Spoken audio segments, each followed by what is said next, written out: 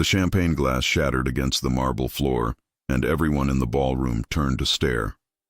Olivia Hartford stood frozen, her emerald dress clinging to her curves as her ex-boyfriend's laughter echoed through the New Year's Eve party at the plaza.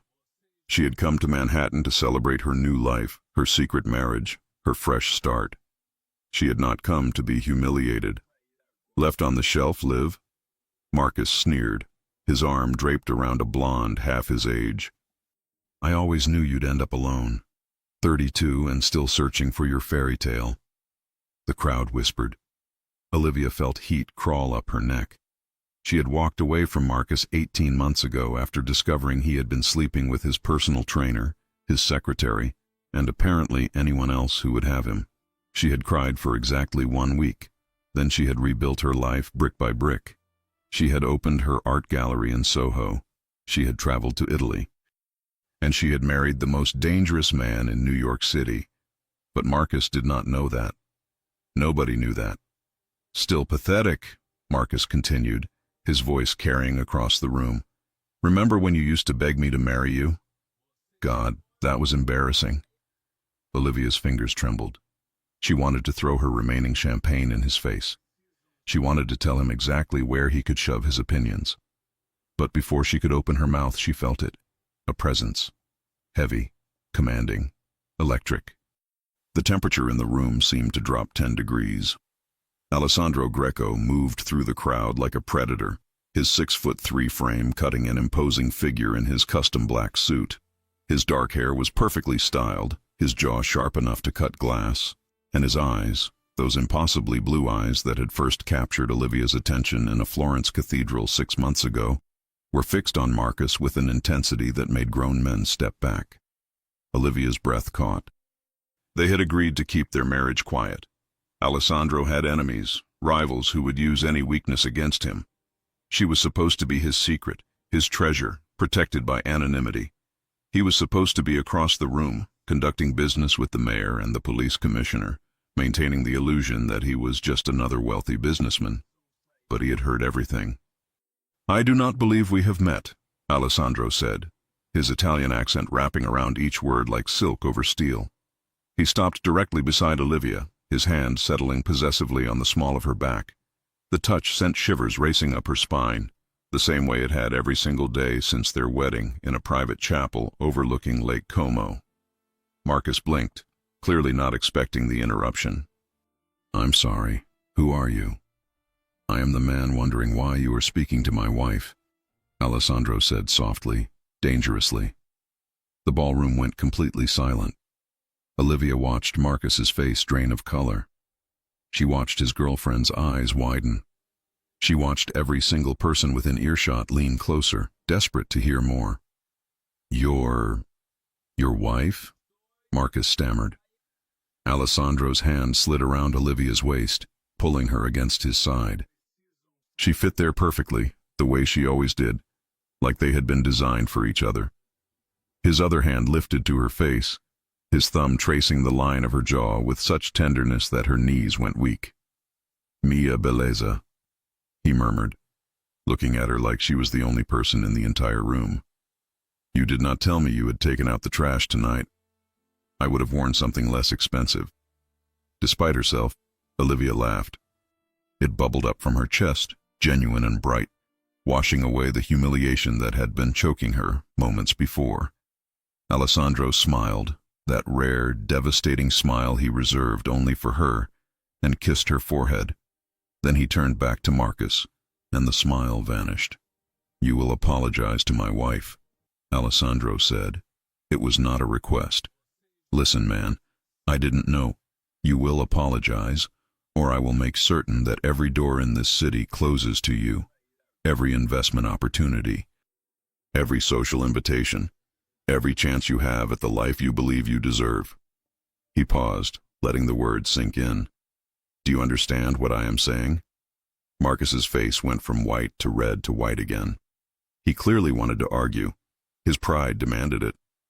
But even Marcus was not stupid enough to miss the way people were watching Alessandro with a mixture of respect and fear, the way the mayor had stopped mid-conversation to observe, the way two very large men in dark suits had materialized at the edges of the crowd, waiting. "I'm sorry," Marcus finally muttered, not meeting Olivia's eyes. "Louder," Alessandro said, "and look at her when you speak." Marcus's jaw clenched. "I'm sorry, Olivia. I was out of line." Olivia said nothing. She simply leaned into her husband's warmth and watched her ex-boyfriend squirm. Alessandro nodded once. "Good. Now leave. You are no longer welcome at this party." "You can't kick me out of—" "This is my hotel," Alessandro interrupted. "I bought it last month, so yes, I can, and I am." Marcus opened his mouth, closed it, looked around for support that would not come. Then he grabbed his girlfriend's hand and practically ran for the exit. The moment he was gone, the crowd erupted in whispers. Olivia could feel hundreds of eyes on them, questions forming, gossip being born. She knew their quiet life was over. By morning, every news outlet in New York would be running stories about Alessandro Greco's secret wife. "I am sorry," Alessandro said quietly, turning her to face him fully. His hands cupped her face, his thumbs brushing away tears she had not realized were falling. "I know we agreed to wait, but I could not stand there and let him speak to you that way. I could not pretend you are not mine." "I don't care," Olivia whispered, and she realized it was true. She did not care about the attention or the headlines or the danger. She cared about the man in front of her, the man who had crossed an ocean to be with her, who had promised her forever in 3 languages, who looked at her like she was everything. "I'm glad they know." Alessandro's eyes darkened with an emotion that made her stomach flip. "Dance con me," he said. "Dance with me. There's no music playing. Then I will buy the orchestra." He snapped his fingers, and within seconds, a waltz began to play. Of course it did. Alessandro Greco did not make idle threats or empty promises. If he said he would buy the orchestra, he would buy the orchestra. If he said he would burn down the world for her, she believed he would strike the first match. He pulled her onto the dance floor, one hand at her waist, the other holding hers against his chest. She could feel his heartbeat, strong and steady, matching her own racing pulse. "Do you remember the first time I saw you?" Alessandro asked as they moved together, the world fading away around them. "In Florence," Olivia said, "at the Duomo. You were standing in front of Vasari's fresco, and the light was coming through the dome. You had paint on your hands, blue paint, right here." He touched her wrist, the exact spot where she always got paint when she worked. "And I thought you were the most beautiful thing I had ever seen. You didn't even know me. I knew enough. I knew you were looking at art the way most people look at money. I knew you were alone, but not lonely. I knew I had to speak to you or regret it for the rest of my life." Olivia remembered that day with perfect clarity. She had been in Italy for a solo trip, trying to find inspiration for her gallery's next exhibition. She had been standing in the cathedral, overwhelmed by the beauty of it all, when a voice behind her had said, "Michelangelo would have approved of your dedication." She had turned to find the most striking man she had ever seen. Tall, dark, impossibly handsome, with eyes that seemed to see straight through her. He had been wearing a gray suit that probably cost more than her rent, and he had been looking at her like she was a masterpiece. "You asked me to dinner," Olivia said. "You said no.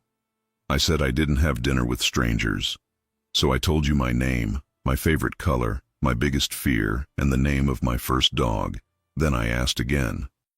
Olivia smiled at the memory. "And I said yes." "Best decision you ever made," Alessandro said, spinning her. "Second best," Olivia corrected. "The best was saying yes when you proposed." It had been 3 months ago, on a terrace overlooking Lake Como. Alessandro had flown her to Italy for what she thought was a business trip. Instead, he had taken her to the most beautiful villa she had ever seen, filled it with thousands of roses, and asked her to be his wife while the sun set over the water. She had said yes before he even finished the question. They had married 2 days later in a private ceremony with only Alessandro's closest friend as a witness. No press, no crowds, just them, a priest, and promises that Olivia knew he would keep until his last breath. "We should have told people sooner," Alessandro said now, pulling her closer. I have been selfish, keeping you hidden. But the truth is, I did not want to share you, not yet. I understood, Olivia said. You were protecting me. I was protecting myself. Because if something happened to you because of me, because of what I am, I would not survive it. His voice was raw, honest in a way that still surprised her. Alessandro Greco was known throughout New York as a man who did not show weakness. He controlled shipping ports, construction contracts, and half the restaurants in Manhattan. People whispered about his connections, his power, his ruthlessness. But with Olivia, he was different, vulnerable, real. Nothing is going to happen to me, Olivia said firmly. We're going to dance at this party, go home to our penthouse, and start the new year exactly the way we want. Together. Alessandro kissed her then, in front of everyone, deep and claiming and full of promise. When he pulled back, his forehead rested against hers. Ti amo, Olivia Greco, he whispered. More than you will ever know. I love you too, she whispered back. And I do know. I feel it every time you look at me. The song ended, but they did not stop dancing. Around them, other couples had joined the floor, but Olivia barely noticed. She was lost in Alessandro, in the warmth of his arms, in the safety she felt whenever he touched her. Mr. Greco. A voice interrupted them. One of Alessandro's men, a tall guy named James with a scar across his eyebrow. The press is outside. They want a statement. Alessandro sighed. Of course they do. We could leave through the back, Olivia suggested. No. Alessandro's jaw set with determination. No more hiding. If they want a statement, we will give them one. He took Olivia's hand and led her through the ballroom, past the staring guests, past the whispers and the phones recording everything. They walked out the main entrance where a crowd of reporters had already gathered, cameras flashing, questions being shouted. Mr. Greco, is it true you're married? How long have you been together? Who is she? Alessandro raised his hand, and the crowd fell silent. When he spoke, his voice carried authority that made everyone listen. This is my wife, Olivia Greco. We have been married for 3 months, together for 6. She is an artist, a gallery owner, and the love of my life. That is all you need to know. But Mr. Greco, there are rumors about your business. My business is my business, Alessandro cut in smoothly. My wife is my family, and I protect my family above all else. Now, if you will excuse us, I have a new year to celebrate with the most beautiful woman in New York. He guided Olivia to the waiting car, shielding her from the cameras with his body. Once they were inside, the door closed, blocking out the noise and the lights. She let out a breath she had not known she was holding. That was intense, she said. That was nothing, Alessandro replied, reaching for her hand. Tomorrow will be worse. Every newspaper, every website, everyone will want to know about us, about you. Are you ready for that? Olivia looked at their joined hands, at the wedding ring she had been wearing on a chain around her neck for 3 months. Slowly, she pulled it out from beneath her dress and slipped it onto her finger where it belonged. I'm ready, she said. As long as I have you, I'm ready for anything. Alessandro's eyes burned with an intensity that made her breath catch. He pulled her across the seat and into his lap, his hands tangling in her hair as he kissed her with a hunger that never seemed to diminish. Even after 6 months, every kiss felt like the first. Every touch set her on fire. When we get home, he murmured against her lips. I'm going to show you exactly how much I love you. Promises, promises, Olivia teased, even as her heart raced. I never make promises I cannot keep, amore mio. You should know that by now. The car pulled up to their building, a high-rise in Tribeca with views of the Hudson River. Alessandro had bought the entire top floor and turned it into a home that somehow felt both luxurious and warm. As they rode the private elevator up, Olivia caught sight of their reflection in the mirrored walls. They looked good together. Right, like they had been designed to fit. The elevator doors opened directly into their penthouse. Alessandro swept her up into his arms, making her laugh. What are you doing? Carrying my wife over the threshold, he said. I did not get to do it the first time. I will not miss the opportunity now. He carried her through the apartment and into their bedroom, laying her gently on the bed. Then he stood back, just looking at her, his expression so full of love that Olivia felt tears prick her eyes. "What?" she asked softly. "I am just thinking about how my life changed the moment I met you. How empty everything was before, how full it is now." He joined her on the bed, pulling her close. Outside, fireworks began to explode over the city, welcoming the new year. But Olivia barely noticed. She was too focused on the man beside her, on the way his fingers traced patterns on her skin, on the promises in his eyes. "Happy New Year, Mrs. Greco," Alessandro whispered. "Happy New Year, Mr. Greco," she whispered back. And as he kissed her, as his hands began to explore, as the fireworks lit up the sky, Olivia knew that whatever came next, they would face it together. The secret was out. The world knew, and she had never felt more free. But in the morning, when her phone started ringing with unknown numbers and Alessandro's phone buzzed with urgent messages, Olivia would discover that freedom came with a price. Because Alessandro Greco was not just a businessman. He was the head of one of the most powerful families in the city.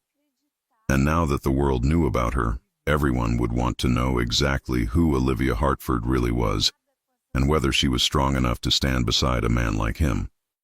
Olivia woke to sunlight streaming through floor-to-ceiling windows and the smell of fresh coffee. For a moment, wrapped in silk sheets that still held Alessandro's warmth, she forgot about the previous night. Then she heard voices in the living room, and reality crashed back.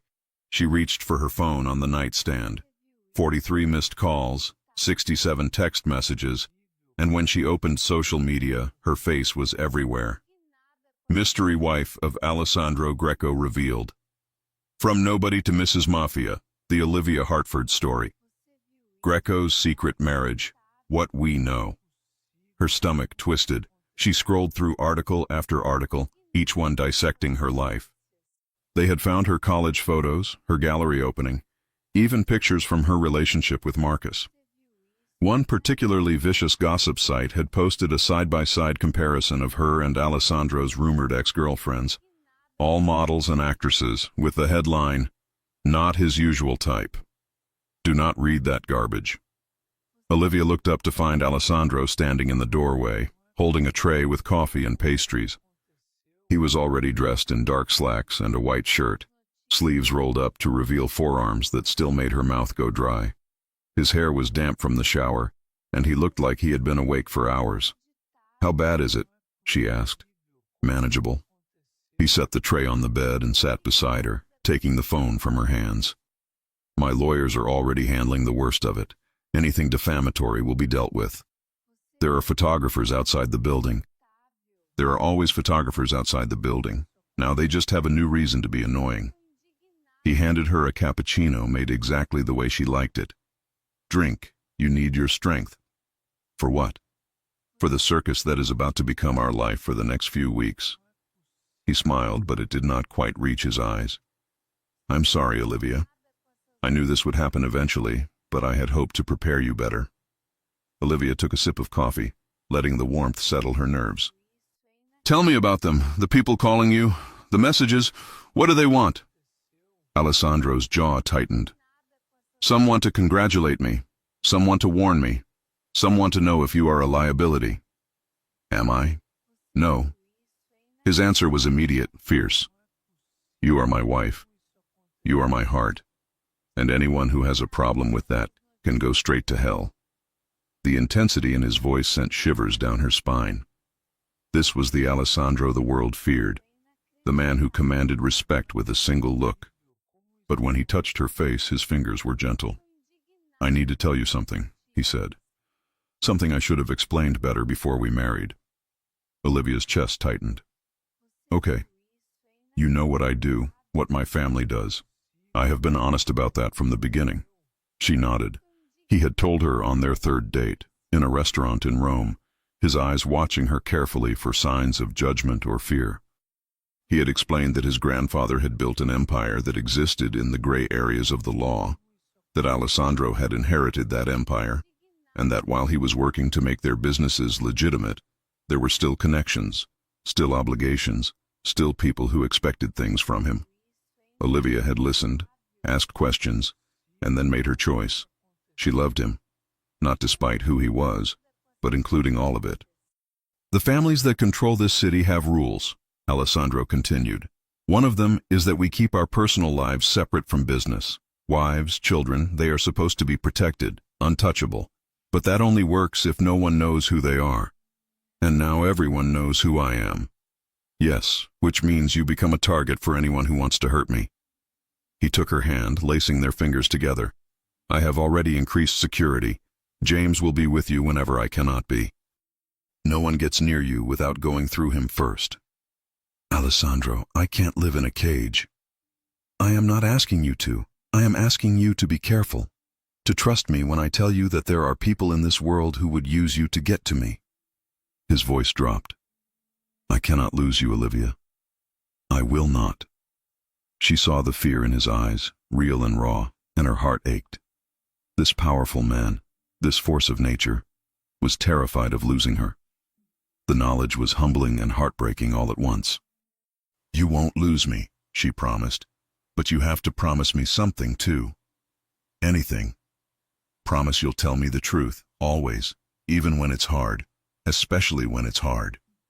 Alessandro pulled her into his arms, holding her so tight she could barely breathe. I promise. No more secrets. They stayed like that for a long moment, finding comfort in each other's warmth. Then Alessandro's phone buzzed and he sighed. I have to go handle some things.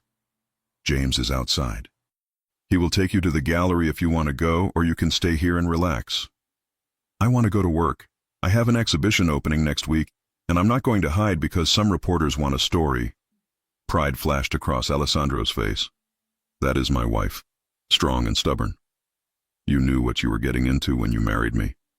I did, and I would do it again every single day. He kissed her, slow and deep until her toes curled. I will see you tonight. We have dinner reservations at Mafia. We're going out? In public? We are. Let them take their pictures. Let them write their stories. I want the world to see that I am not afraid to claim you. After he left, Olivia showered and dressed carefully. She chose a navy dress that was professional but flattering, paired with heels that made her feel powerful. If she was going to face the world as Alessandro Greco's wife, she was going to do it with her head held high. James was waiting by the elevator, exactly as Alessandro had said. He was in his late 30s, built like a tank, with kind eyes that softened when he saw her. Morning, Mrs. Greco. Please, call me Olivia. Can't do that, ma'am. Mr. Greco would have my head. He pressed the elevator button. We'll take the car to your gallery. I've already checked the route, and we'll have 2 additional men in a follow car. Is all this really necessary? James looked at her seriously. Mr. Greco loves you more than anything in this world. That makes you the most valuable thing he has. So yes, it's necessary. The drive to Soho took 20 minutes. When they pulled up to her gallery, there were photographers waiting. James got out first, scanning the street, before opening her door. Stay close to me, he instructed. The moment Olivia stepped onto the sidewalk, cameras started flashing. Questions were shouted from every direction. Mrs. Greco, how does it feel to be married to Alessandro Greco? Did you know about his business when you married him? How did you two meet? James created a barrier with his body, guiding her to the gallery door. Her assistant, Sophie, was already inside, eyes wide. Oh my God, Liv. You're married? To Alessandro Greco? The Alessandro Greco? Olivia managed to smile. Surprise? Surprise? This is insane. When did this happen? How did this happen? Why didn't you tell me? It's a long story. Olivia hung up her coat, trying to find some normalcy in the familiar space. Her gallery was her sanctuary, filled with paintings and sculptures she had carefully curated. Can we just focus on work today, please? Sophie nodded, though her eyes were still sparkling with curiosity. Fine, but you're telling me everything later, and I mean everything. They spent the morning preparing for the exhibition. Olivia lost herself in the work, arranging pieces, adjusting lighting, making notes about which collectors to invite. For a few hours, she almost forgot about the chaos outside. Then her phone rang. Unknown number. Hello? Mrs. Greco? A woman's voice, smooth and cold. My name is Victoria Ashford. I'm an old friend of your husband's. I think we should meet. Olivia's grip tightened on the phone. I'm sorry, I know you're busy with your little gallery, but this is important. Let's say Balthazar, tomorrow at noon. I have some things you should know about the man you married. The line went dead. Olivia stared at her phone, her heart pounding. She did not recognize the name Victoria Ashford, but the way the woman had said old friend made it clear she was more than that. An ex-girlfriend? A business associate? Someone from Alessandro's past that he had not mentioned? She thought about calling him immediately, but stopped herself. He had promised no more secrets. If there was something she needed to know about Victoria Ashford, she would ask him tonight at dinner. Face to face. The way married people should handle things. But when evening came and Alessandro picked her up in his black Mercedes, looking devastatingly handsome in a charcoal suit, the name stuck in her throat. He was so happy, so relaxed, telling her about his day and asking about hers. She did not want to ruin the moment with questions about his past. They arrived at Marea, one of the most exclusive restaurants in the city. The maitre d' greeted Alessandro by name and led them to a private corner table with views of Central Park South. Wine? Alessandro asked, reaching for her hand across the table.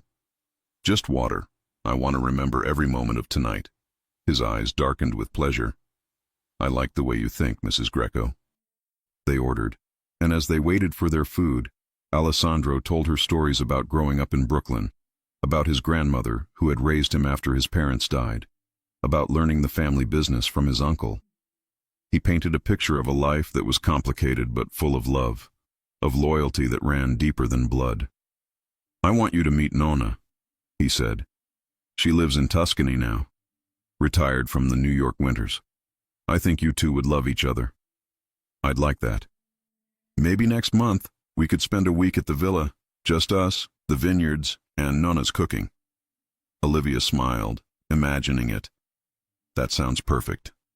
Their food arrived, and they ate slowly, savoring each bite and each other's company. Alessandro reached across the table constantly, touching her hand, her wrist, as if he needed the physical connection to believe she was real. I have been thinking, he said as they shared tiramisu for dessert, about what you said this morning. About living in a cage. Alessandro, no, let me finish. You are right. I cannot protect you by locking you away. You have your own life, your own dreams. Your gallery matters. Your independence matters. He paused. So I have a proposal. I want to hire additional security for the gallery itself. Cameras, alarms, someone at the door during business hours.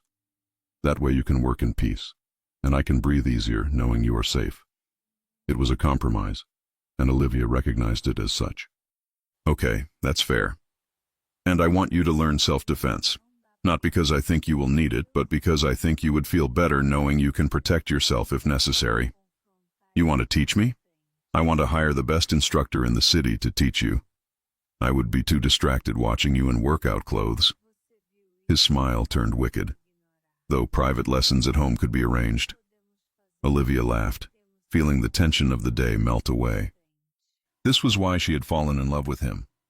Not the power or the money or the intensity, but moments like this, when he made her laugh, when he saw her as an equal, when he loved her enough to let her be herself.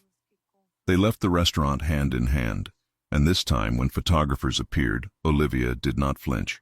She smiled, leaned into her husband, and let them take their pictures, because she was proud to be Alessandro Greco's wife, and she was done hiding it. But as they drove home, Olivia's phone buzzed with a text from an unknown number. Hope you enjoyed dinner, Mrs. Greco. See you tomorrow at Balthazar. Don't be late. V. Olivia's blood ran cold. How did Victoria Ashford know where they had been tonight? Was she following them, watching them? And what exactly did this woman want? Olivia did not tell Alessandro about Victoria's message. She told herself it was because she did not want to worry him. But the truth was more complicated. Part of her needed to handle this herself, to prove she could navigate the dangerous waters of Alessandro's world without running to him every time something felt wrong. The next morning, she dressed in a crisp white blouse and black pants, armor disguised as elegance. James drove her to Balthazar exactly at noon, his eyes scanning the restaurant entrance with professional precision. "Want me to come in with you, Mrs. Greco?" "No, this is just lunch with a friend." James's expression said he did not believe her, but he nodded. "I'll be right outside. Anything feels wrong, you call me." Olivia walked into the restaurant, her heels clicking against the tile floor. She spotted Victoria immediately. The woman sat at a corner table, blonde hair cascading over her shoulders, wearing a red dress that screamed money and confidence. She was beautiful in that sharp, calculated way that came from excellent genes and better plastic surgeons. "Olivia Hartford," Victoria said, not standing. "Or should I say, Olivia Greco? Please, sit." Olivia remained standing. "What do you want?" "Direct. I like that. Alessandro always did prefer women with backbone." Victoria sipped her martini. "Sit down. I promise I don't bite. Much." Against her better judgment, Olivia sat. A waiter appeared immediately, but she waved him away.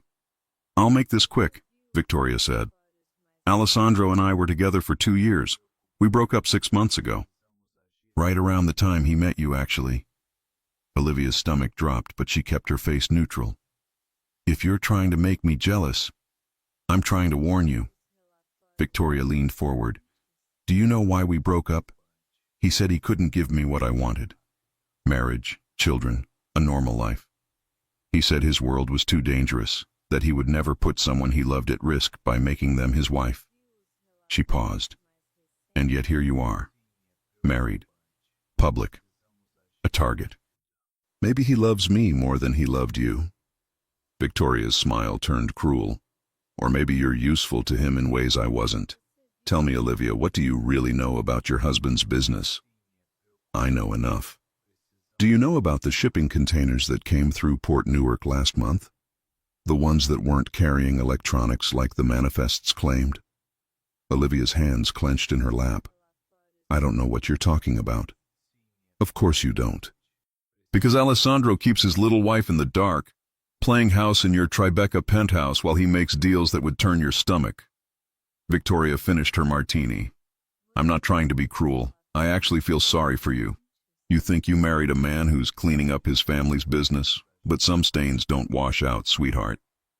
"Are you finished?" "Almost. One more thing." Victoria pulled out her phone and showed Olivia a photograph. It was Alessandro standing outside a warehouse talking to men Olivia did not recognize. The photo was dated 3 days ago. "He told you he had meetings with investors, didn't he? Does that look like investors to you?" Olivia's throat tightened. Alessandro had said he was meeting with people about a real estate deal. She had not questioned it. "Leave him," Victoria said softly, "before you get hurt. Before you become collateral damage in a war you don't even know is happening." Olivia stood, her legs shaking but her voice steady. "Thank you for lunch, but I know my husband, and I know when someone is lying to manipulate me. Whatever game you're playing, I'm not interested." She walked out before Victoria could respond, her heart pounding so hard she thought it might burst. James was at her side immediately. "Everything okay?" "Fine, take me home." But everything was not fine. The photograph haunted her. The questions Victoria had planted grew roots in her mind. By the time they reached the penthouse, Olivia had worked herself into a quiet panic. She found Alessandro in his office, on the phone, speaking rapid Italian. When he saw her, his face lit up. "I have to go," he said into the phone, then ended the call. "Amore, you're home early.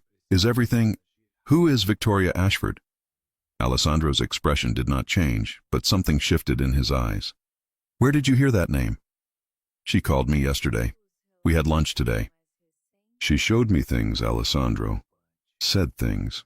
And I need you to tell me the truth." He was around the desk in 3 strides, reaching for her hands. "What did she say?" "That you were together for 2 years. That you broke up right before you met me." That you told her you would never marry anyone because it was too dangerous. Olivia pulled her hands away. Were you with her when we met? No. The answer was firm, immediate. We broke up 8 months before I met you, not 6. And yes, I told her I would never marry. Because with her, I meant it. With her, marriage felt like a cage. With you, it felt like freedom. She showed me a photo of you, with men who definitely weren't investors. 3 days ago. Alessandro's jaw tightened. What else did she show you? Nothing. But she said you were lying to me about your business, about what you're really doing. Come with me. He took her hand and led her back to his office, to a wall that looked solid but slid open at the press of a button. Behind it was a room Olivia had never seen, filled with monitors, file cabinets, and a massive safe. This is what Victoria wants you to see, Alessandro said. This is the part of my life I have been trying to protect you from. Not because I do not trust you, but because knowledge is dangerous in my world.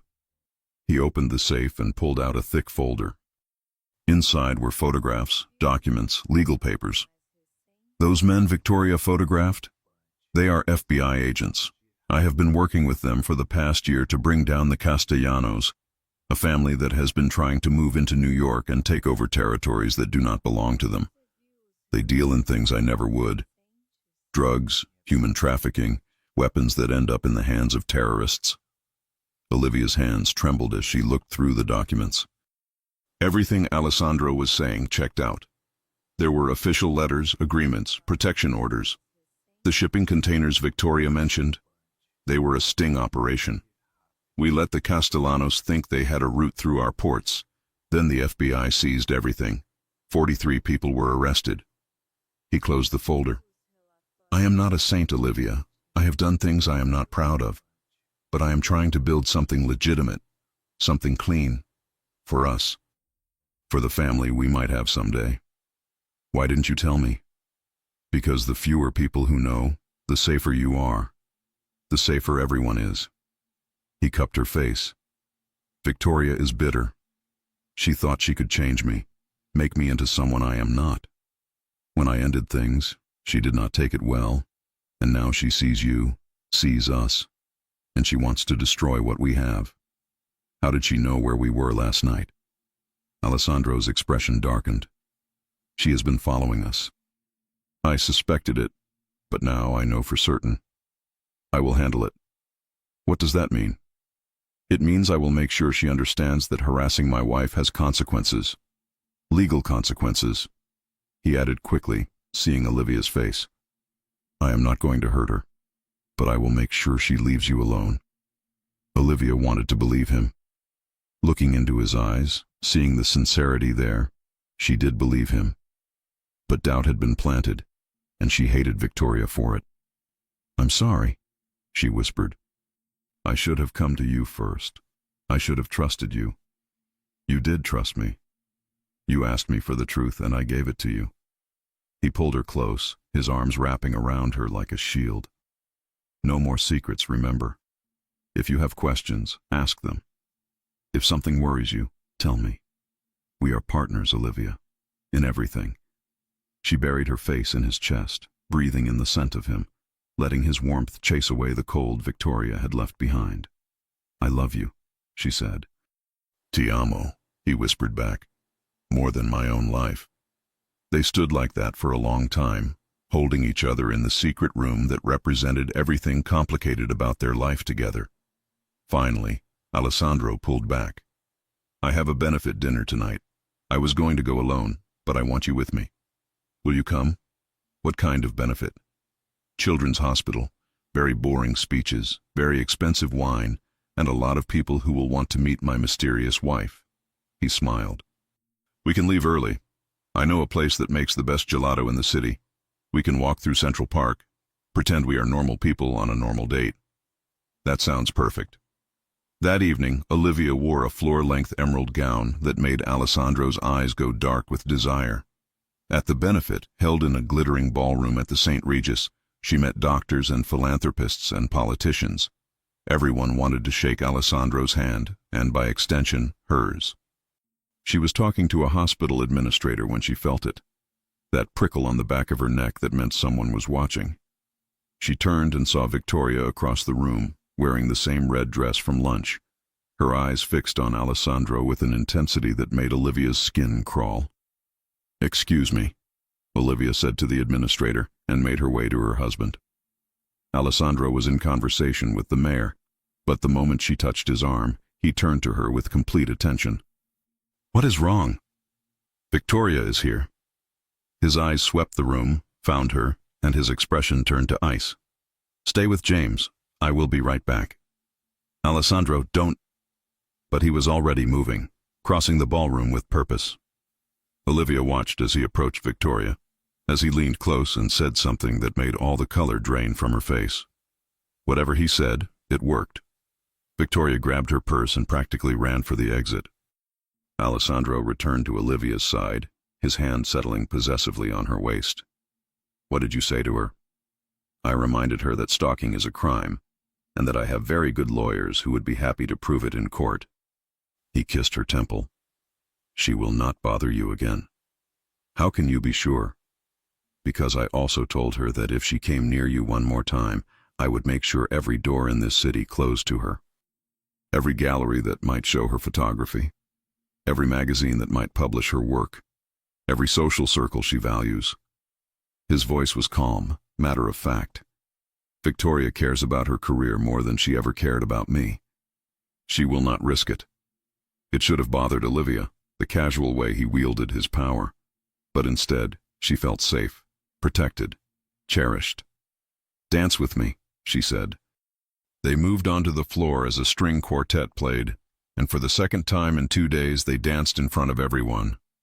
But this time there were no secrets between them, no photographs to haunt them, just the two of them moving together like they had been doing it for years.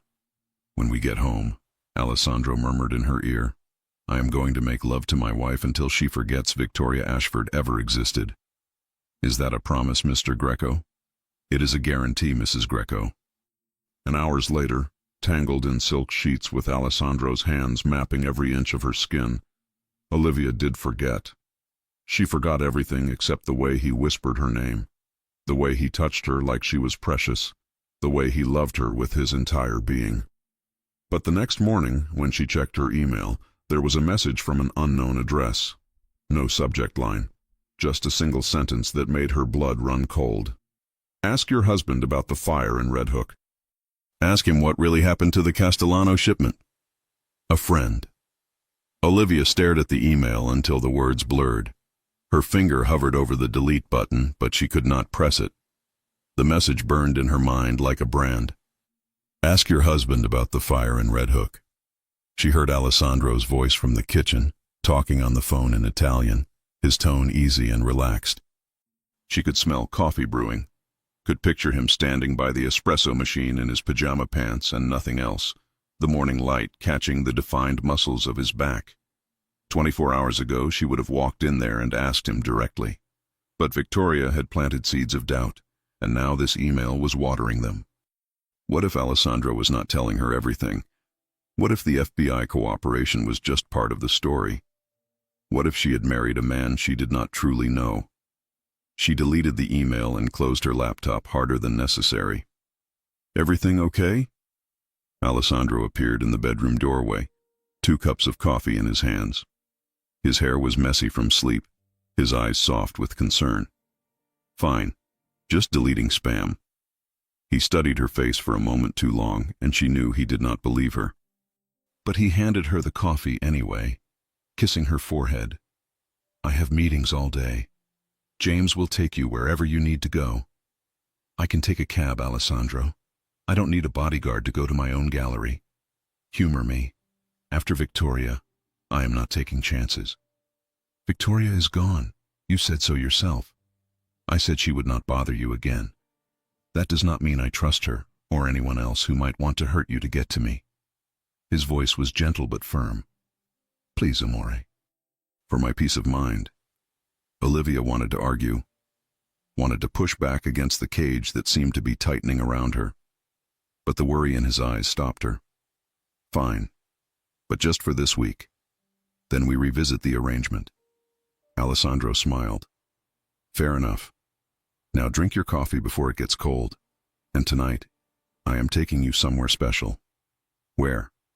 "If I tell you, it will not be a surprise." After he left for his meetings, Olivia tried to focus on work. She went to the gallery, smiled at Sophie's excited chatter about the upcoming exhibition, reviewed the final list of collectors who had confirmed their attendance. But her mind kept drifting to that email. "Ask your husband about the fire." Finally, during her lunch break, she did what she had been avoiding. She searched for news about fires in Red Hook. The results made her stomach drop. 3 weeks ago, a warehouse fire in Red Hook had killed 2 people. The official report said it was an electrical malfunction, but several news outlets had raised questions. The warehouse was owned by a shell company with ties to the Castellano family. Witnesses reported seeing multiple vehicles leaving the scene minutes before the fire started, and the 2 victims were known associates of the Castellanos. Olivia's hand shook as she read. Was Alessandro involved in this? Had he ordered it? The FBI documents he had shown her were real. She was certain of that. But what if he was playing both sides? What if he was using the FBI while also handling problems his own way? "Liv, you okay? You look pale." Sophie stood in the doorway of Olivia's office, concern written across her face. "I'm fine, just a headache." "You've been stressed since the wedding news broke. Maybe you should take the afternoon off, get some rest." Olivia shook her head. "I have too much to do before the exhibition." But she could not concentrate. By the time James drove her home that evening, doubt had carved out a hollow space in her chest. She loved Alessandro with everything she had, but love did not mean blind trust.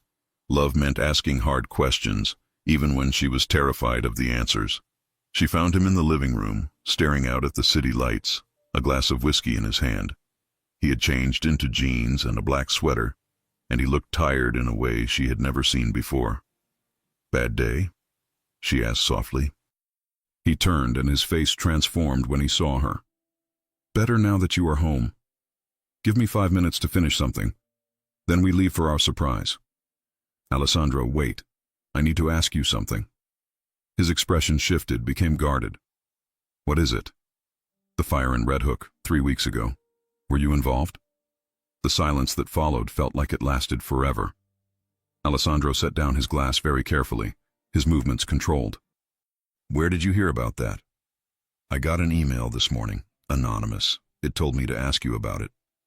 And instead of coming to me immediately, you researched it yourself. You let someone else's poison work on you all day." His voice was calm, but she heard the hurt underneath. "I'm asking you now. Were you involved?" Alessandro walked to the window, his back to her. When he spoke, his voice was low and measured. The warehouse belonged to the Castellanos. They were using it to store weapons before distribution. The FBI had been building a case, but it was taking too long. The Castellanos were getting bolder, moving into neighborhoods where families live. He paused. "The fire was electrical, old wiring, dangerous conditions. I had nothing to do with it. But I would be lying if I said I was sorry it happened." "That's all? You had nothing to do with it?" He turned to face her. "I gave the FBI information about what was being stored there. I pushed them to move faster. But the fire itself? That was not me. Sometimes karma does the work for us." Olivia searched his face, looking for any sign of deception. She found only honesty and exhaustion. "I'm sorry," she whispered. "I should have come to you first. I should have trusted you." "No." Alessandro crossed to her, taking her hands. "You did exactly what you should have done. You asked questions. You wanted the truth. That is not a failing, amore. That is strength. But I let someone get in my head. I let them make me doubt you. And I have not made it easy for you to trust me completely. My world is complicated. There are things I cannot tell you because they are not mine to share. FBI operations, ongoing investigations, other people's secrets." He cupped her face. "But I will never lie to you. If I cannot answer something, I will tell you I cannot answer. Fair?" "Fair." She leaned into his touch. Who do you think is sending these emails? I have people looking into it. My guess is someone connected to the Castellanos, trying to drive a wedge between us. If they can make you doubt me, make you leave me, I become vulnerable. Easier to manipulate. That's not going to happen. Good, because I have plans for us that require you to stay married to me for at least the next 60 years. Olivia smiled despite herself. Only 60? I am being conservative. Now, are you ready for your surprise? After all that, you still want to go out? Especially after all that. Come on. He drove them himself, which was rare. They headed downtown, and Olivia tried to guess their destination, but Alessandro just smiled mysteriously. Finally, they pulled up to a building in the meatpacking district. It looked ordinary from the outside, but when Alessandro led her through a side door and up a flight of stairs, she gasped. The entire floor had been transformed into an artist's studio. Floor-to-ceiling windows overlooked the Hudson River. There were easels, canvases, every type of paint and brush she could imagine. Natural light flooded the space, and professional lighting hung from the exposed beams for night work. What is this? Olivia whispered. It is yours. I bought the building last month. This floor is your private studio. A place where you can create without worrying about gallery hours or clients or anything else. Just you and your art. Olivia walked through the space, touching the easels, the pristine canvases. She had not painted seriously in years, too busy running the gallery. But this was everything she had dreamed of. Alessandro, this is too much. It is not enough. Nothing will ever be enough to show you how much you mean to me. He came up behind her, his arms wrapping around her waist. I know my life is complicated. I know I ask you to accept things that are difficult. But I want you to have this. A space that is completely yours, where you can breathe. Olivia turned in his arms, tears spilling over. I love you. So much. I love you too. Even when you are stubborn and independent and make me crazy with worry. She laughed through her tears. We're quite a pair. We are perfect, he corrected, kissing her until she believed it. They explored the studio together, Alessandro pointing out features he had specifically requested. A corner with comfortable chairs for when she needed to step back and observe her work. A small kitchen area with a wine fridge. A sound system wired throughout. He had thought of everything. When did you have time to do all this? I have been planning it since the day you showed me your old sketches, the ones you keep hidden in the back of your closet.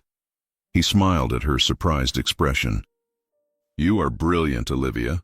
Your gallery showcases other artists beautifully, but the world deserves to see your work too. I haven't painted in so long, I don't know if I remember how. Then we will learn together. I will sit right here and watch you create, and when you get frustrated, I will remind you how talented you are until you believe it. They stayed in the studio for hours, Alessandro sitting in one of the chairs while Olivia explored the materials, her fingers itching to create for the first time in years. He told her stories about his grandmother, about growing up in Brooklyn, about the first time he realized his family's business was different from other people's. I was 8, he said. I came home from school and there were men in our living room. They were speaking in low voices and my grandmother sent me to my room. But I listened from the stairs. They were talking about territories, about respect, about what happens when people do not pay what they owe. He paused. I asked my grandmother about it later. She told me that our family protected people, that we made sure the neighborhood was safe, and in my child's mind, that made us heroes. When did you realize it was more complicated than that? When I was 15. I saw my uncle hurt someone, really hurt them. And I understood that protection came with a price, that safety for some meant fear for others. His eyes met hers. That is when I decided I would be different. I would take over the business one day, but I would change it, make it legitimate. It has taken me 20 years, but I'm getting there. How much longer? 2 more years, maybe 3. I have deals in place, investments that are completely legal. Real estate, restaurants, import businesses that actually import what the paperwork says. Once those are stable, Once I can walk away from the other things without leaving a power vacuum that someone worse would fill, I am done. And then what? Then we buy a villa in Tuscany. We make wine. We fill the house with children and laughter. We grow old together watching sunsets over vineyards. He stood and crossed to her, pulling her into his arms. That is my dream, Olivia. A simple life with you. No more secrets. No more danger. Just us. That sounds perfect. He kissed her, slow and deep, pouring everything he could not say into the touch. When they finally pulled apart, both breathing hard, his eyes were dark with desire. Take me home, Alessandro. With pleasure, Mrs. Greco. The drive back to their penthouse was charged with anticipation. Alessandro's hand rested on her thigh, his thumb tracing small circles that made her squirm. By the time they reached their building, Olivia was ready to combust. They barely made it through the door before they were pulling at each other's clothes, desperate for connection. Alessandro lifted her against the wall, his mouth on her neck, her hands in his hair. They made love right there in the entryway, frantic and passionate, both of them needing to feel alive after the tension of the day. Later, tangled in bed with Alessandro's heartbeat steady beneath her ear, Olivia felt more at peace than she had in days. The doubts were gone. The fears had quieted. This was her husband, her partner, the man she had chosen, and she would fight for him, for them, with everything she had. But her phone buzzed on the nightstand, and when she glanced at it, ice flooded her veins. Enjoyed the show at the studio. The cameras caught everything. Sweet dreams, Mrs. Greco. A friend. Someone had been watching them.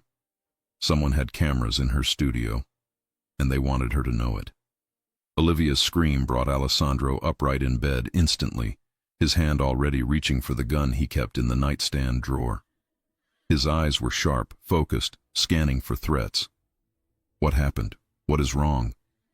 Olivia's hands shook as she showed him the message. She watched his face transform from concern to fury in less than a second. He grabbed his phone and made a call, his voice cold and clipped. Get to the meatpacking studio. Now. Someone installed cameras. I want them found, and I want to know who put them there. He paused, listening. I do not care what time it is. Move. He ended the call and pulled Olivia into his arms, his hands running through her hair. She could feel the tension radiating from his body, could hear his heart pounding against her cheek. I am so sorry, he whispered. I had the building swept before I gave it to you. I do not understand how this happened. They were watching us, Alessandro. They saw everything. I know. And I am going to find them. I am going to make sure they never come near you again. How? How are you going to find them when they're always one step ahead? Alessandro pulled back to look at her, his jaw set with determination. Because I am done playing defense. Tomorrow, we are going to Italy. We are going to stay at my family's villa where I can control every single entrance, every single person who comes near you, and while we are there, my people here will tear this city apart until they find whoever is doing this. Run away? That's your solution? Not run away. Strategic retreat. The villa is the safest place I know. High walls, security that has been in place for generations, and my grandmother who terrifies even the most dangerous men I know. He managed a small smile. Besides, I want you to meet her. I want her to see the woman who made me believe in love again. Olivia wanted to argue, wanted to insist they stay and fight. But the fear in Alessandro's eyes stopped her. He needed this. He needed to know she was somewhere safe while he handled the threat. Okay, when do we leave? Tonight. I will have everything arranged within the hour. Alessandro, it's 2 a.m. I own a plane, amore. It leaves when I say it leaves. Within 90 minutes, they were in a car heading to Teterboro Airport. Olivia had thrown clothes into a suitcase while Alessandro made call after call, his voice switching between English and Italian as he coordinated their departure. James sat in the front seat, his eyes constantly scanning their surroundings. The private jet was waiting on the tarmac, sleek and luxurious. As they boarded, Olivia felt the weight of the past few days crash over her. She was exhausted, emotionally drained, and terrified in ways she had not allowed herself to acknowledge. Alessandro settled her into one of the cream leather seats, and wrapped a blanket around her shoulders. Sleep. We have a long flight ahead. I don't think I can sleep. Then let me hold you while you try. He sat beside her, pulling her against his chest. The plane took off, leaving New York and its dangers behind. And despite everything, Olivia felt her eyes growing heavy. Alessandro's heartbeat was steady beneath her ear, his fingers stroking her hair in a soothing rhythm. "Tell me about your grandmother," she murmured. "Nonna Rosa. She is a force of nature, barely 5 feet tall, but she commands a room like a general. She raised me after my parents died, taught me everything I know about loyalty and family." His voice was warm with affection. "She is going to love you, and she is going to have 1,000 questions." "What kind of questions?" "When are we giving her great-grandchildren? Why did we wait so long to visit? Do you know how to make proper pasta?" He chuckled. "She has very specific opinions about everything. I'm terrible at making pasta." "Then you will learn. Nonna considers it a fundamental life skill, right up there with breathing." Olivia smiled despite herself. "What if she doesn't like me?" "Impossible. You are brilliant and beautiful, and you make me happy. That is all she has ever wanted for me." He kissed the top of her head. "Besides, she already knows about you. I told her the day after we got married." She cried. "Happy tears," she said, "because she thought I would end up alone." Why would she think that? Because for a long time I believed I would. My life, my responsibilities, they did not leave room for love, or so I thought. His arms tightened around her. "Then I saw you in Florence, and everything changed. Suddenly, I could imagine a future that did not involve dying alone in some sterile penthouse. I could imagine Sunday dinners and lazy mornings and growing old with someone who actually knew me. I do know you, and I love every part. Even the parts that come with anonymous threatening messages and security cameras, especially those parts, because they show me how much you care, how hard you're trying to keep everyone safe." She tilted her head to look at him. "But Alessandro, you can't protect me from everything. At some point, you have to trust that I'm strong enough to handle whatever comes." "I do trust you. I trust your strength, your intelligence, your courage. What I do not trust is the world to be kind to you, and that terrifies me." They talked until Olivia finally drifted off, Alessandro's voice a low rumble in the quiet cabin. When she woke, sunlight was streaming through the windows, and the pilot was announcing their descent into Florence. A car was waiting for them at the airport, a vintage Alfa Romeo that made Olivia smile. Alessandro drove himself this time, taking narrow roads that wound through the Tuscan countryside.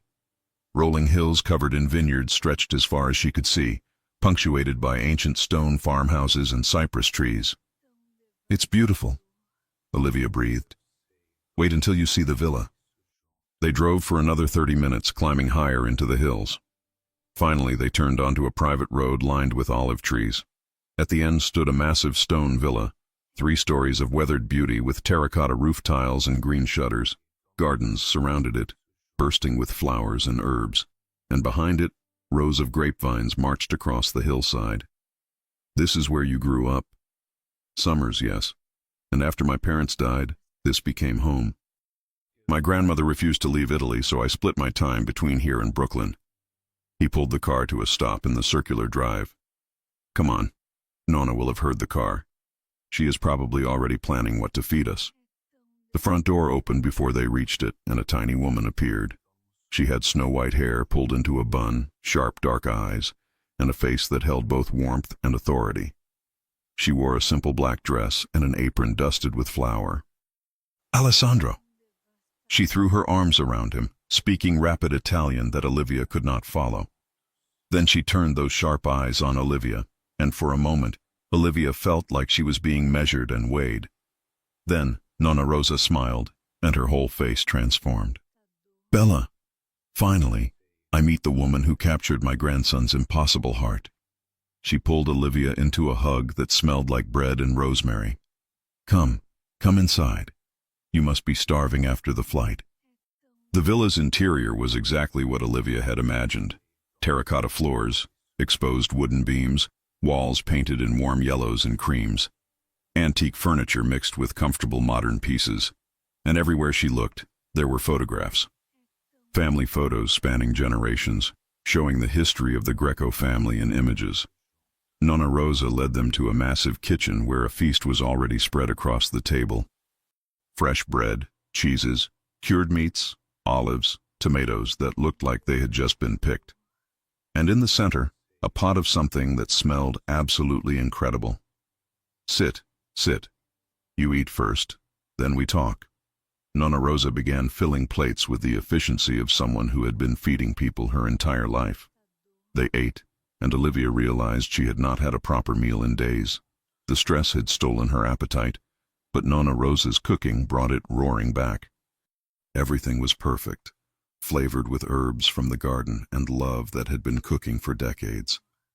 So, Nonna Rosa said when they had finished, her eyes fixed on Olivia. You married my Alessandro in secret. Why?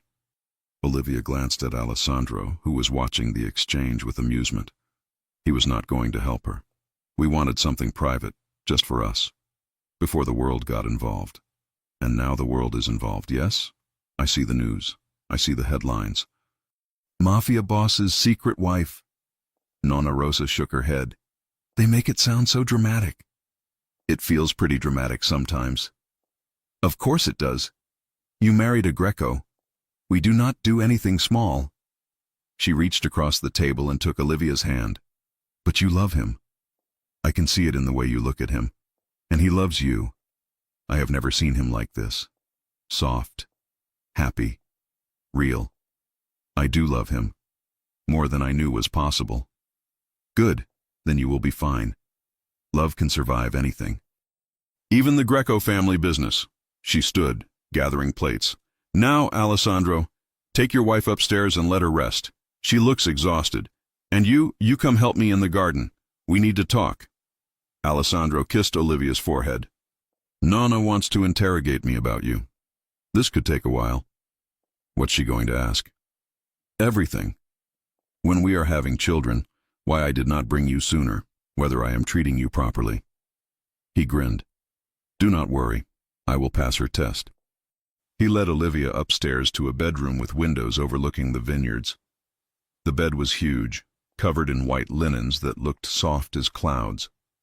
French doors opened onto a small balcony where she could see the entire valley spread out below. This was my room when I was young, Alessandro said. I used to sit on that balcony and plan my escape from the family business. I wanted to be an architect. Can you believe that? I wanted to design buildings, create something beautiful and permanent. It's not too late. Maybe not. Maybe when I step away from everything else I can take some classes. Design our house in Tuscany exactly the way we want it. He pulled her close. Would you like that? Building something together? I would love that. He kissed her, tender and sweet, then reluctantly pulled away. I need to go face Nonna's inquisition. You rest. I will wake you for dinner. After he left, Olivia explored the room, finding traces of Alessandro's childhood in every corner. Books in Italian, a few in English. Photographs of him at various ages, always serious, always watchful. A small wooden box on the dresser that held an old watch, some coins, and a faded photograph of a couple she assumed were his parents. She lay down on the bed, intending to rest for just a few minutes. But the combination of exhaustion, stress, and the gentle Tuscan breeze through the open window pulled her into a deep sleep. She woke to Alessandro's hand gently shaking her shoulder. The sun was setting, painting the room in shades of orange and gold. Time for dinner, sleepy one. Nonna has been cooking all afternoon. How long was I asleep? 4 hours. I checked on you twice, but you were completely out. He helped her sit up, brushing hair from her face. You needed it. Dinner was another feast, served on the terrace as the sun dipped below the hills. Nonna Rosa had invited cousins, aunts, uncles, and family friends. Olivia was introduced to what felt like dozens of people, all of them warm and welcoming, all of them curious about the American woman who had married Alessandro. They love you, Alessandro whispered in her ear as his cousin Antonio told a story that had everyone laughing. I can tell. How can you tell? Because they are treating you like family, not like a guest. Big difference. As the night wore on and wine flowed freely, Olivia found herself relaxing in a way she had not in weeks. This was Alessandro's world, the part he had been protecting for so long, and it was beautiful, full of love and laughter and connection. Nonna Rosa raised her glass, her voice cutting through the chatter. A toast to my grandson and his beautiful bride. May your love grow stronger with each passing year, and may you give me many great-grandchildren to spoil. Everyone laughed and raised their glasses. Alessandro's hand found Olivia's under the table, squeezing gently. Later, after the guests had left and they were alone in their room, Alessandro pulled her onto the balcony. The stars were brilliant in the dark sky, millions of them scattered like diamonds. "Thank you for coming here," he said softly, "for meeting my family, for letting them love you. They're wonderful. Your grandmother is amazing. She told me I chose well, that you have strength and grace, and that you will keep me humble." He chuckled. "She is not wrong." "What else did she say during your garden interrogation?" "That I should retire from the business immediately, move back to Italy, and focus on making her great-grandchildren." He turned to face her, his expression serious. "She also said that if anything happened to you because of my choices, she would never forgive me. And honestly, neither would I. Nothing is going to happen to me. I am going to make sure of that. While we are here, my people in New York are going to find whoever is threatening us. And then I am going to end this. All of it, the business, the obligations, everything that puts you at risk. Alessandro, you don't have to." "I do, because I realized something today, watching you with my family. This is what I want. This life, this peace, this love. And I cannot have it while I am still tied to New York, still playing games with dangerous people." He cupped her face. "I am choosing you, Olivia. I am choosing us. Everything else can burn." She kissed him, pouring all her love and fear and hope into the touch.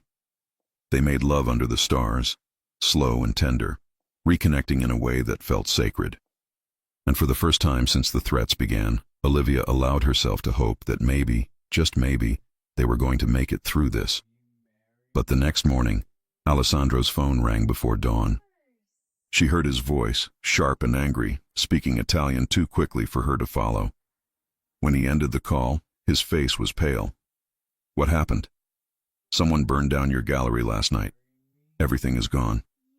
Olivia felt the room tilt. Her gallery, her dream. Everything she had built over the past 5 years, reduced to ash while she slept peacefully in Tuscany. How bad? Her voice sounded distant, like it belonged to someone else. Alessandro was already pulling on clothes, his movements sharp and controlled. Total loss.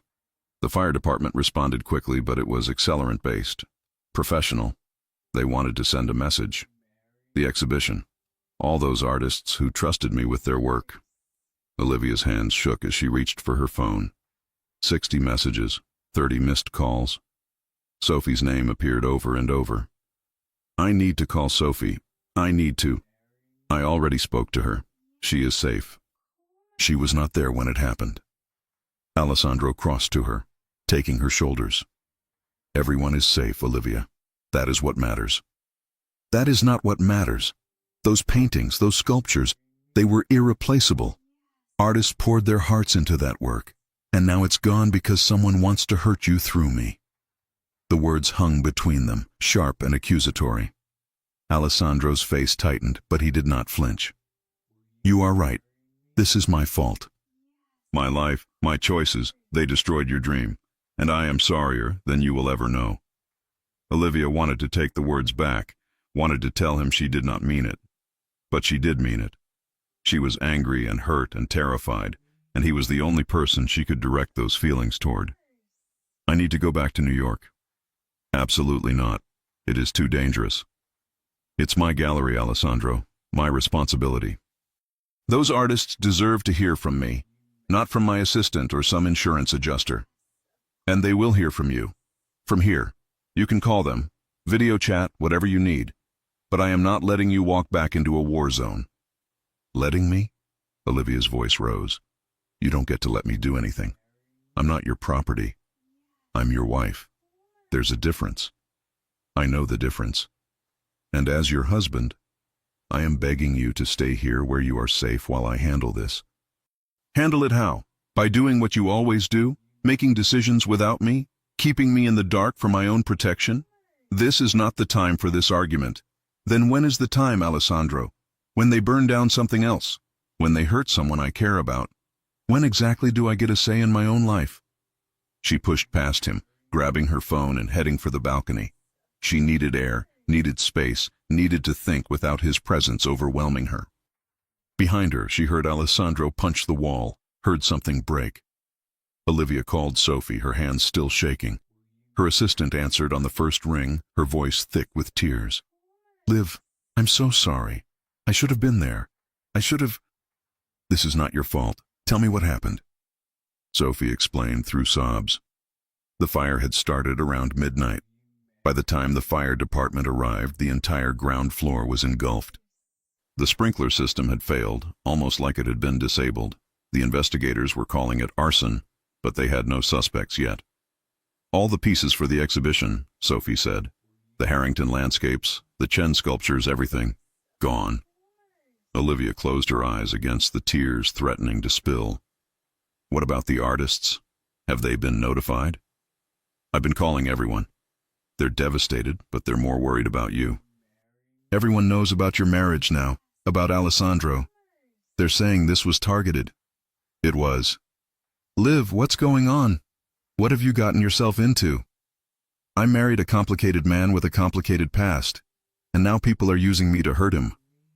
Olivia's voice cracked. I'm coming home. I need to handle this in person. Are you sure that's safe? I don't care about safe anymore. I care about doing what's right. After ending the call, Olivia stood on the balcony, watching the sun rise over the vineyards. This should have been paradise. Instead, it felt like a beautiful cage. Olivia. Alessandro's voice was soft behind her. Please look at me. She turned. His knuckles were bleeding from where he had hit the wall. His eyes were raw with an emotion she had never seen before. Fear. I cannot lose you, he said simply. I know you are angry. I know you feel trapped. But if something happened to you, if they hurt you because I was not careful enough, I would not survive it. Do you understand? I would not survive it. Then help me understand what we're fighting. Stop protecting me from information and start treating me like your partner. Alessandro took a deep breath. The Castellanos are behind this. I am certain of it. They have been trying to establish themselves in New York for 2 years, and I have been blocking them at every turn. The warehouse fire was the last straw. They want revenge, and they found the perfect target. Me. You. But also your gallery, your independence, your identity outside of being my wife. They want to isolate you, make you dependent on me for everything. Classic intimidation tactic. So what do? We finish this. I have been trying to handle the Castellanos carefully through legal channels and FBI cooperation, but they do not play by those rules. So I am going to stop playing by them too. What does that mean?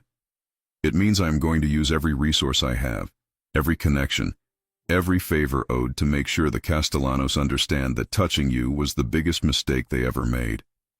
His voice was cold, dangerous, and then I am going to walk away from all of it.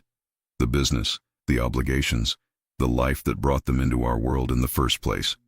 Alessandro, you don't have to. I do. Nonna was right. I cannot keep one foot in that world and expect our life together to be safe. I need to choose, and I choose you. I choose us. He took her hands. But first I need to end this threat. Permanently. How long will that take? A week, maybe 2. I am bringing in people from the old families, the ones who remember when the Castellanos were nothing. I am calling in favors, making deals. By the time I am finished, the Castellanos will either be in prison or run out of the city. Either way, they will never touch you again. Olivia studied his face, seeing the determination there. This was Alessandro Greco at his most dangerous, and she should have been frightened. Instead, she felt safer than she had in days. I want to help. Absolutely not. You said we're partners, so let me be your partner. I can reach out to the artists, start rebuilding relationships. I can work with the insurance company, document everything that was lost. I can be visible, show the Castellanos that they didn't break me. Alessandro looked like he wanted to argue, but slowly he nodded. From here. You do all of that from here, where I know you are protected. Fine, but I need you to promise me something. Anything. Promise you won't do anything that will land you in prison or get you killed, because I didn't marry you to become a widow. A ghost of a smile crossed his face. I promise. Everything I do will be legal, or at least untraceable. That's not as reassuring as you think it is. Over the next 3 days, Olivia threw herself into salvaging what she could. She video-called artists, insurance adjusters, and potential investors for rebuilding the gallery. She worked from the villa's library, surrounded by centuries-old books and the smell of lemon trees drifting through the windows. Alessandro was gone most of the time, locked in phone calls and meetings that happened behind closed doors. But every night, he came to her.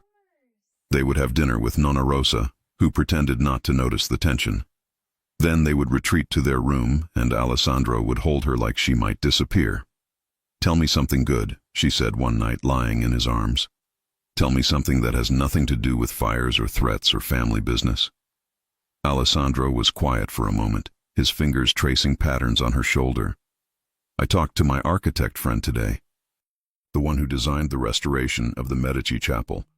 I told him I wanted to design a house, here, on the property, for us. You did? I did. I described exactly what I wanted. A studio for you with perfect northern light, a library with floor-to-ceiling windows, a kitchen big enough for Nonna to teach you all her recipes, bedrooms for the children we will have. His voice softened.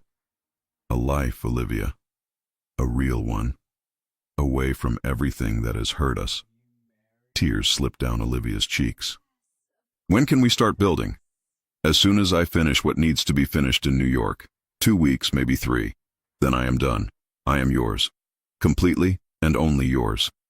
The next morning, Olivia woke to Alessandro's phone ringing. She heard his sharp intake of breath, heard him switch to Italian, heard the anger in his voice. When he ended the call, his face was pale. What happened? They found who set the cameras in your studio, and who sent the emails. He sat on the edge of the bed, running his hands through his hair. It was Marcus. Olivia sat up, shocked. My ex-boyfriend Marcus? He has been working with the Castellanos since before the New Year's party. They approached him, offered him money to get close to you again, to gather information about me through you. Alessandro's jaw clenched. The humiliation at the party was not an accident. He wanted me to react, wanted to expose our marriage. Everything since then, every threat, every fear, it all traces back to him. But why? What does he gain from this? Money. Revenge for you leaving him. The Castellanos promised him a cut of whatever assets they could seize from me if they successfully destabilized my operations. Alessandro's eyes met hers, burning with fury. He sold you out, Olivia. He put you in danger for a paycheck. Olivia felt sick. Marcus had always been selfish, but this was something else entirely. This was evil. Where is he now? In FBI custody. My contacts picked him up an hour ago. He is cooperating, giving them everything he knows about the Castellanos in exchange for a reduced sentence. Alessandro took her hands. This is almost over, Amore. Once the FBI has everything they need from Marcus, they will move on the Castellanos. Coordinated raids, arrests, seizures, everything I have been working toward for the past year. And then we go home. We rebuild your gallery. We start our life together without looking over our shoulders. He pulled her close. I'm sorry it took this long. I'm sorry you had to go through any of this. It's not your fault that Marcus is a terrible person. It is my fault that my life brought terrible people into yours. Olivia pulled back to look at him. Your life also brought you into mine, and I wouldn't trade that for anything. Not even for a gallery that never burned down. That afternoon, Alessandro received the call he had been waiting for. The FBI was moving in 24 hours. Every major Castellano operation in New York would be hit simultaneously. It was over.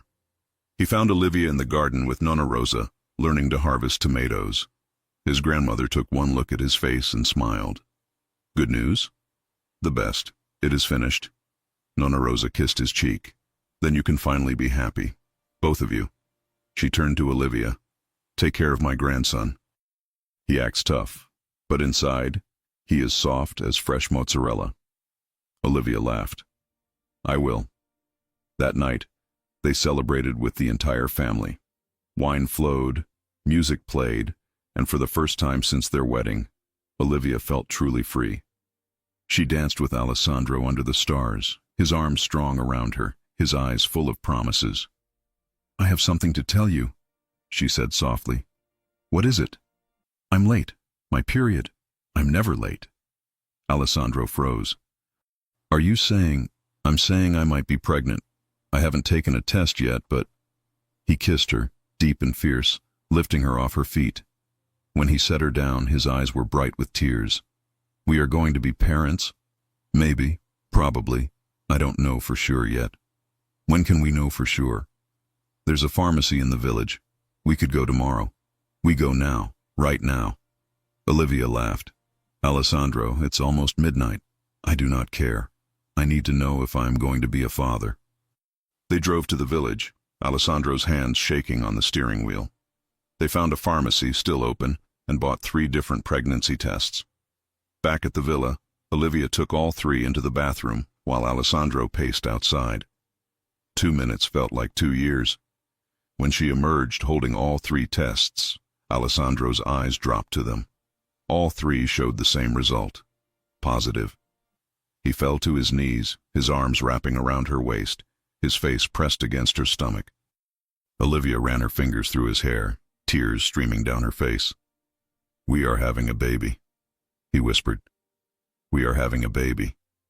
We are. He looked up at her, his face transformed with joy. I love you.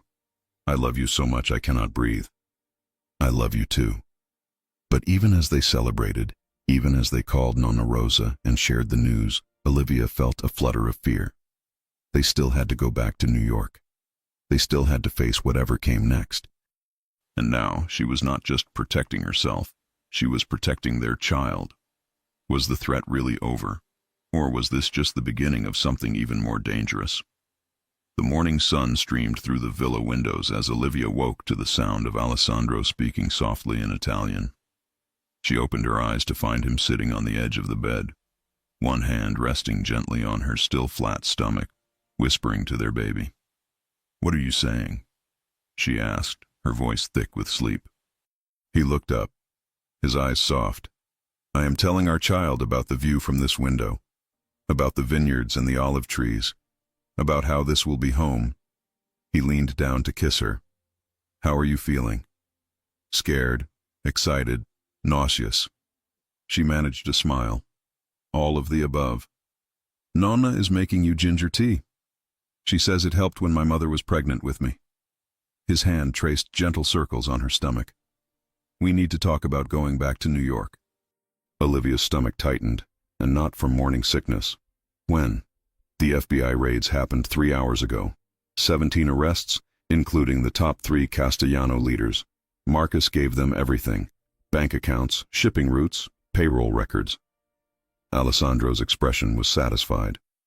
They will be in prison for a very long time. So it's really over?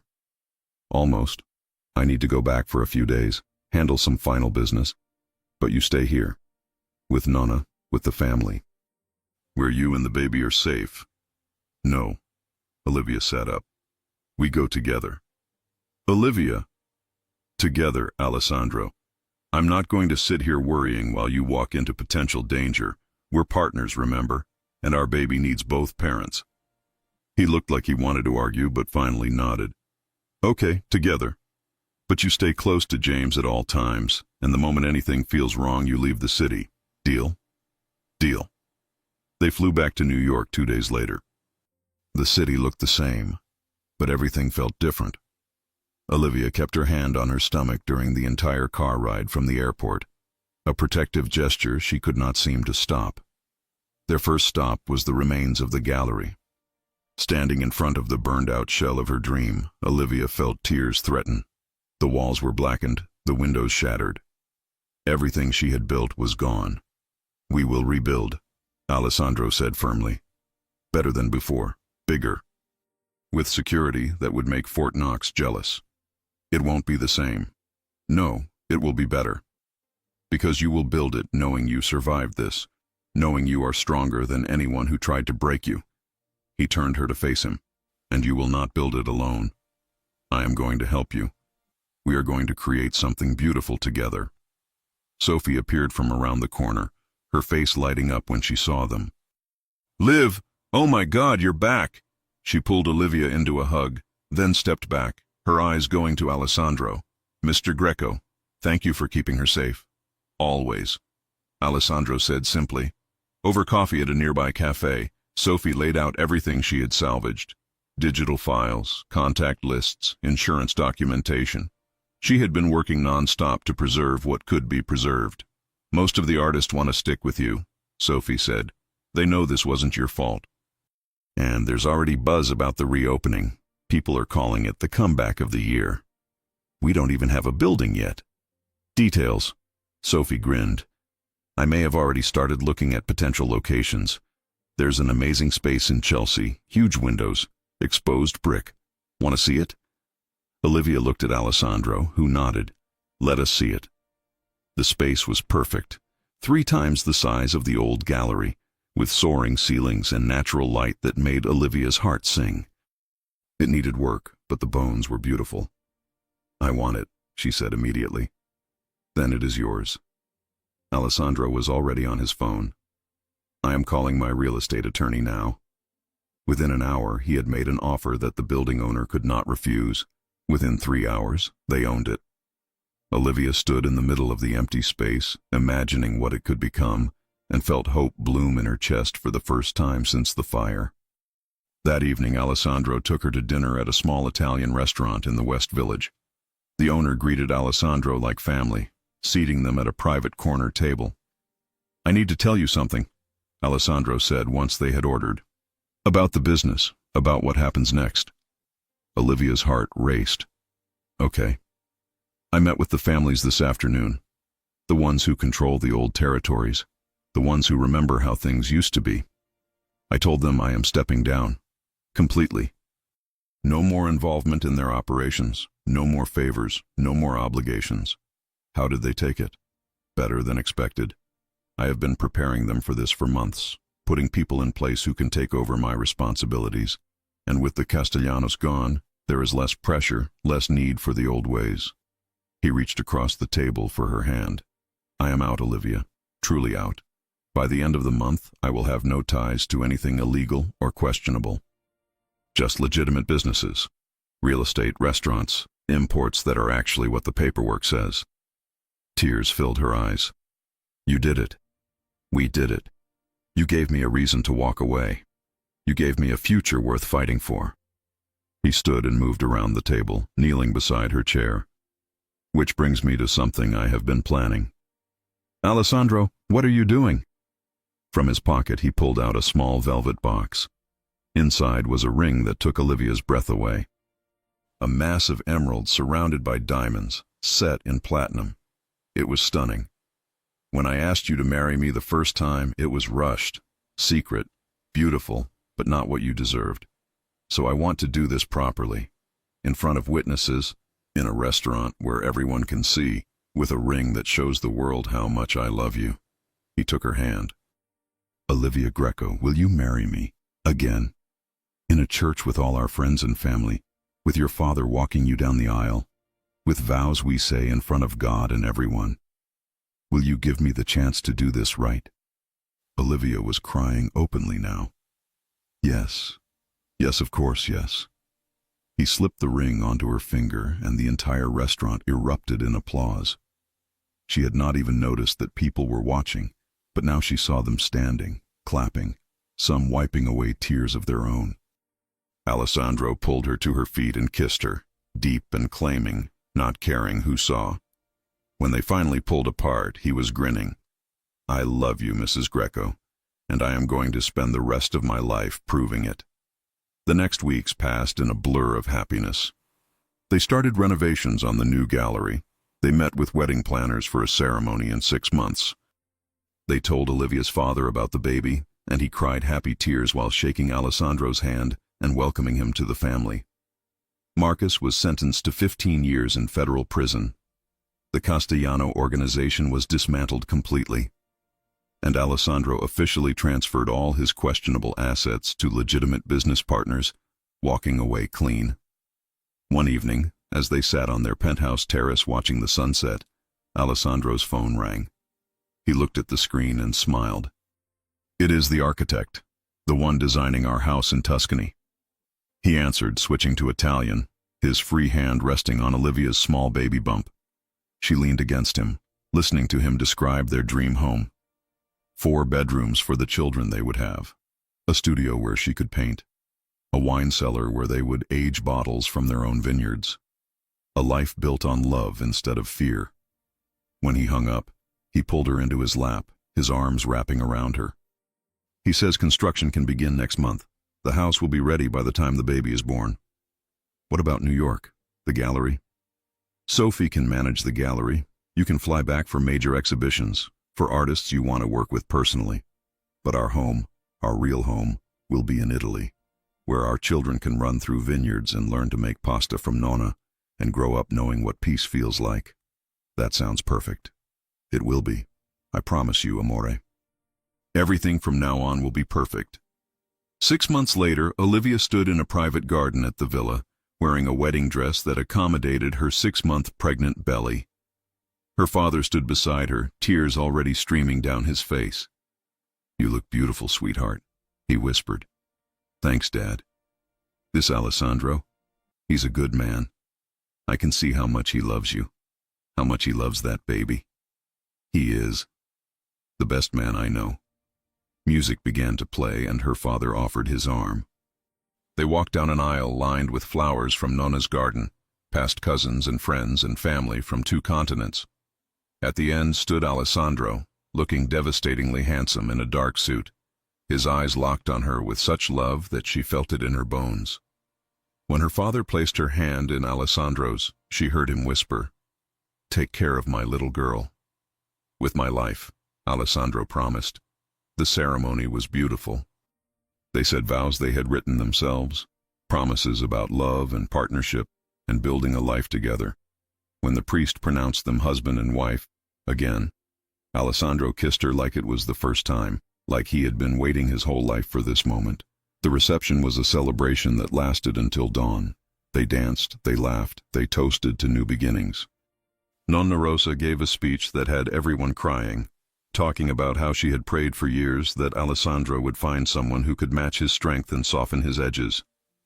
"And God sent him Olivia," she said, raising her glass. "A woman with fire in her heart and steel in her spine. Perfect for my impossible grandson." As the party wound down, Alessandro led Olivia away from the crowd to a quiet corner of the garden. The stars were brilliant overhead, and in the distance she could hear music and laughter. "Happy?" he asked. "So happy I can hardly believe it's real." "It is real. This life, this love, this family we are building, all of it is real." He placed his hand on her belly, feeling their daughter kick. "And it is only the beginning." 3 months later, Olivia gave birth to a baby girl with Alessandro's dark hair and her green eyes. They named her Rosa, after Nonna, and the old woman cried for an hour straight while holding her great-granddaughter. Alessandro was an incredible father. He changed diapers, walked the floor at night, sang Italian lullabies that made even Olivia cry. He approached fatherhood the same way he approached everything, with complete dedication and absolute love. On Rosa's first birthday, they gathered at the newly completed house. It was everything Alessandro had promised. Spacious and beautiful, filled with light and love. Olivia's studio had the perfect northern exposure. The kitchen was big enough for Nonna to teach cooking lessons to anyone who would learn, and the bedrooms were ready for the siblings they planned to give Rosa. That evening, after the party, After Rosa was asleep in her crib, Olivia and Alessandro sat on their terrace overlooking the vineyards they now owned. "Do you ever regret it?" Olivia asked. "Walking away from everything you built in New York?" "Not for a single second. That life, it was never really mine. It was inherited, expected, demanded. But this," he gestured to the house, to the sleeping baby inside, to Olivia beside him. "This is mine. We built this together, and I would choose it 1,000 times over. Even with the morning sickness and the sleepless nights and the terrible diapers. Especially with all of that." He pulled her close. "You gave me a family, Olivia. A real one, built on love instead of obligation. You gave me a life worth living. You gave me the same thing. You showed me what it means to be loved completely. To be someone's first choice, always." They sat in comfortable silence, watching the stars appear one by one. In the house behind them, their daughter slept peacefully. In the village below, Nonna Rosa was probably already planning what to cook for tomorrow's dinner. And somewhere in New York, the gallery that bore Olivia's name was thriving under Sophie's management. "I have a confession," Alessandro said softly. "What's that?" "That night at the New Year's party, when I heard Marcus insulting you, I was not planning to reveal our marriage. I had strict instructions for myself. Stay calm, stay controlled, keep our secret. What changed? I looked at you. I saw the way you held your head high even though he was trying to break you. And I realized I did not want to keep you secret for one more second. I wanted the world to know that you chose me, that I was lucky enough to be chosen by you." He turned to face her. "So I broke all my rules. I claimed you in front of everyone, and it was the best decision I ever made. Even though it brought all that chaos. Even though, because the chaos led us here, to this perfect moment, to this perfect life." He kissed her softly. "I would walk through fire for you, Olivia. I would face down every threat, fight every battle, sacrifice everything, because you are my everything, and you are mine." Years later, when their children asked how they met, Alessandro would tell them about a woman standing in a cathedral in Florence, looking at art like it held the secrets of the universe. Olivia would add the detail about how he had been so persistent, so charming, that she had said yes to dinner despite her better judgment. They would tell their children about the challenges they faced, about the threats they overcame, about the love that made them stronger than any obstacle. But they would also tell them about the laughter, about dancing at midnight, about building something beautiful from the ashes of what had burned. And when their children were old enough to understand, they would tell them the most important truth of all, that love was not about perfection. It was about choosing each other every single day, through the beautiful moments and the difficult ones. In the end, Olivia Hartford had walked into a cathedral looking for inspiration for an art exhibition. She had walked out having found something infinitely more valuable, a man who would love her fiercely, protect her relentlessly, and build her a life beyond her wildest dreams. And Alessandro Greco, who had spent his life believing he was too dangerous to love, discovered that the right woman could change everything, could make him want to be better, do better, live better. They had started with a secret marriage in Lake Como. They had survived threats and fires and bitter ex-lovers. They had fought and made up and grown stronger together. And now, sitting on a terrace in Tuscany with their daughter sleeping inside, and another baby on the way, they had everything they had ever wanted. Not a perfect life, but a real one. Not a fairy tale, but something better. A love story that was completely, beautifully, imperfectly theirs. And it was only the beginning.